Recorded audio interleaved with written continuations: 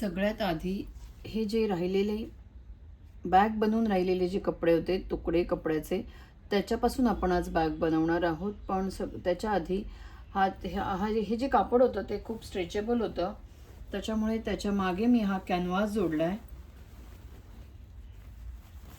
एकदम पातळ असा कॅनव्हास आहे. बऱ्याच वेळा मी ही गोष्ट सांगितली आहे, पण जे कोणी नवीन बघत असतील त्यांच्यासाठी एका साईडने असं डॉट डॉट आहे, ती बाजू स्टिकी आहे. कपड्याच्या मागच्या बाजूला ठेवायची आणि प्रेस करायचं, म्हणजे ही चिकटली जाईल. असे दोन्ही पीसच्या मागे हा कॅनव्हास मी जोडून घेतला आहे. आता मी इथे ह्या दोघांनाही एकत्र जोडते आणि जोडल्यानंतर बघते आधी किती हा कपडा किती मोठा तयार होतो. इथे मी हे 2 पीस एकत्र करून जोडून घेतलेत आणि हा पीस 15 इंच बाय 11 इंचचा तयार करून घेतला आहे. तुम्ही छोट्या मोठ्या साईजचा घेऊ शकता. इथे मी रबर शीट घेतली आहे आणि अस्तरसाठी एक कापड घेतलं आहे. हे असं ठेवून चारही बाजूने शिवून घ्यायचं आणि हा एक पीस तयार करून घ्यायचा. आता हा पीस असा जोडून घेतला आणि ह्याच मापाचं एक अस्तर घेतलं आहे.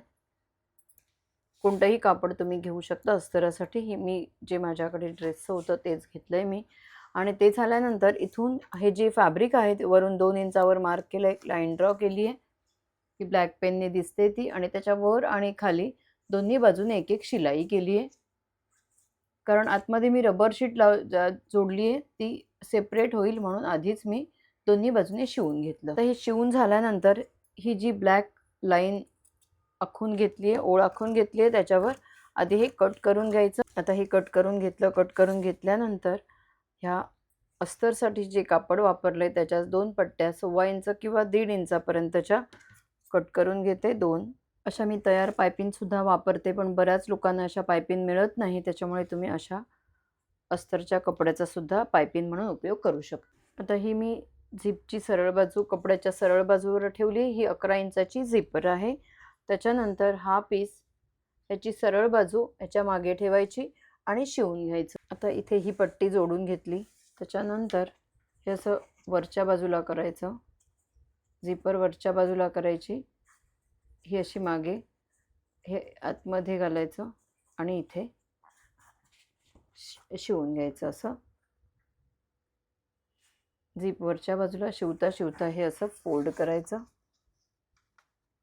असं इथे एक शिलाई करायची आणि इथे एक शिलाई करायची.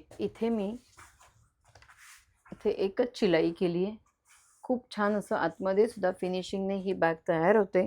त्याच्यानंतर जर तुम्हाला ह्या बॅगेला एखादी लेस लावायची असेल तर तुम्ही इथे ठेवून इथे ही लेस जोडू शकता. आता ही इथे लेस मी जोडून घेतली. त्याच्यानंतर ही पट्टी अशी ठेवायची, ही सरळ बाजू आहे अशी ठेवली झिपरच्या मागच्या बाजूला, आणि त्याच्यावर हा कट केलेला पीस इथे शिवून घ्यायचा. तर हे शिवून झाल्यानंतर हे वरच्या बाजूला घ्यायचं. ही जी पट्टी आहे ती आतमध्ये फोल्ड आणि ही अशी वर शिलाई वर येईल अशी ठेवायची अशी, आणि इथे वरच्या बाजूला शिवून घ्यायचं. तर इथे पायपिंग केली आहे, त्याच्यामुळे हे कपड्याचे जर दोरे निघत असतील तर ते ह्या पायपिंगच्या आतमध्ये जातील. त्याच्यानंतर इथे सुद्धा तुम्ही अशी वरच्या बाजूला लेस जोडू शकता. नंतर रनर घालायचा इथून. आता हे अस्तर आहे ते 15 इंच बाय 11 इंचाचं आहे. वरून 2 इंचावर मार्क केलं, त्याच्यावर कट करायचं आणि जशी झिपर फॅब्रिकवर जोडली आहे तशीच झिपर इथे जोडून घ्यायची, इथे जोडायची. आता इथे ही झिपर जोडून घेतली आणि रनर घातला. रनर घातल्यानंतर हा पीस घ्यायचा, ह्याच्या अपोजिट साईडला ही झिपर वरच्या बाजूला येईल असं ठेवायचं आणि चारही बाजूने शिवून घ्यायचं. आता हे झाल्यानंतर इथे अस्तर शिवून घेतलं. इथे सेंटरचं मार्क, इथे सेंटरचं मार्क, एक ओळ आखून घ्यायची आणि इथून इथे शिलाई करायची. इथे शिलाई केली. तर हे झाल्यानंतर हे असं फोल्ड करायचं.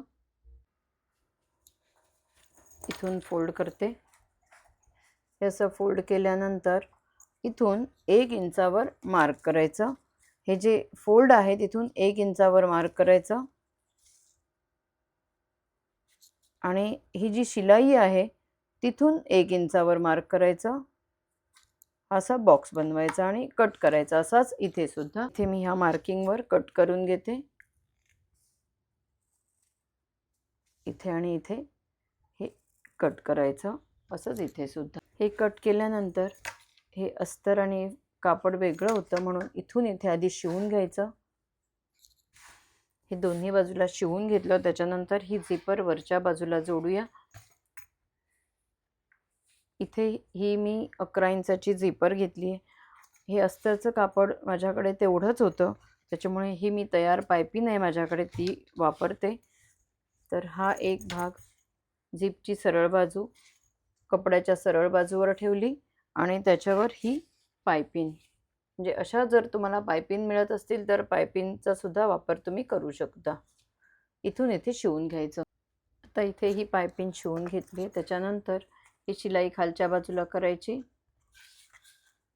हे खाली झिपरवर हे असं. जर तुम्हाला ही पायपिंग फोल्ड करायची असेल तर अशी फोल्ड करू शकता किंवा अशीच शिलाई करू शकता. मी इथे थोडासा फोल्ड करणार आहे आणि हे असं इथून शिवून घेते, कारण ही पायपिंग 1 इंचाची आहे. इथून मी शिलाई केली. खूप छान अशी पायपिंग झाली आहे. आता हे झाल्यानंतर जर तुम्हाला एखादी लेस ह्या बाजूला सुद्धा जोडायची असेल तरी सुद्धा तुम्ही अशी इथे जोडू शकता. आता ही एका बाजूची झिपर जोडून घेतली. ही झिप सेपरेट करायची आणि दुसऱ्या बाजूला जोडायची. झिपची सरळ बाजू कपड्याच्या सरळ बाजूवर ठेवायची आणि त्याच्यावर ही पायपिंग जशी मगाशी जोडली होती ही बाजू तशीच ही बाजू जोडून घ्यायची. आता दोन्ही बाजूच्या ह्या झिपरच्या दोन्ही बाजू जोडून झाल्या. त्याच्यानंतर ही एक पट्टी शिवून घेतली आहे दोन्ही बाजूने, 3 इंचाची आहे. तर इथे जिथे झिपर लॉक होते तिथे ही पट्टी अशी ठेवायची, शिवून घ्यायची. तर ही पट्टी जोडून घेतली.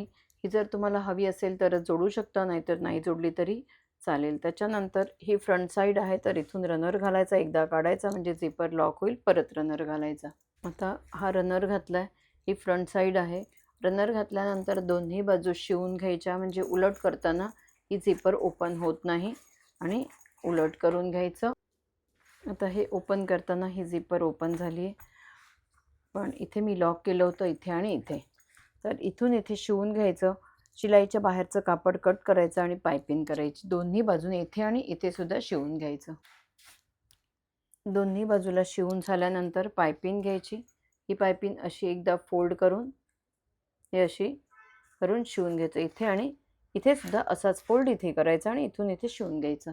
दोन्ही बाजूला शिवून पायपिंग केल्यानंतर इथे सुद्धा हे असं शिवून अशीच पायपिंग करायची, इथे आणि इथे सुद्धा. इथे दोन्ही बाजूला शिवून पायपिंग केली आणि जर अशी तयार पायपिंग असेल तर इथे कॅन्डलने तुम्ही लॉक करू शकता. हे झाल्यानंतर हे आतल्या बाजूला छान असं मोठं पॉकेट तयार झालं आहे. त्याच्यानंतर इथून सरळ बाजूला करूया.